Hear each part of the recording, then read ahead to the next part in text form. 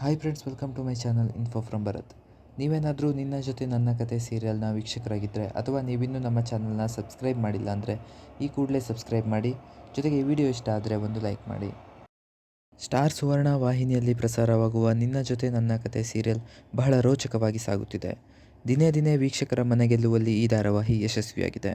ಸದ್ಯ ಈ ಧಾರಾವಾಹಿಯಲ್ಲಿ ದೇವಯಾನಿಯನ್ನು ಅಜಿತ್ ಅರೆಸ್ಟ್ ಮಾಡಿದ್ದನು. ಆದರೆ ದೇವಯಾನಿಗೆ ಈಗ ಬೇಲ್ ಸಿಕ್ಕಿದೆ. ದೇವಯಾನಿಯ ಭಾವ ಶ್ರವಣ್ ದೇವಯಾನಿಗೆ ಬೇಲ್ ಕೊಡಿಸಿದ್ದಾನೆ.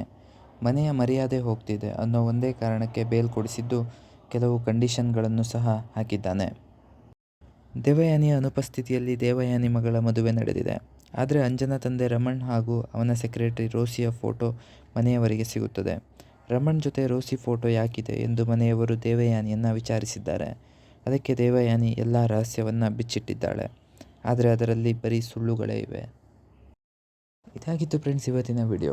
ಇದೇ ರೀತಿ ಇನ್ನೂ ಹೆಚ್ಚಿನ ವಿಡಿಯೋಗಳಿಗೆ ತಪ್ಪದೇ ಈ ಚಾನಲ್ನ ಸಬ್ಸ್ಕ್ರೈಬ್ ಮಾಡಿ. ಮುಂದಿನ ವಿಡಿಯೋದೊಂದಿಗೆ ಮತ್ತೆ ಸಿಗೋಣ. Thank you.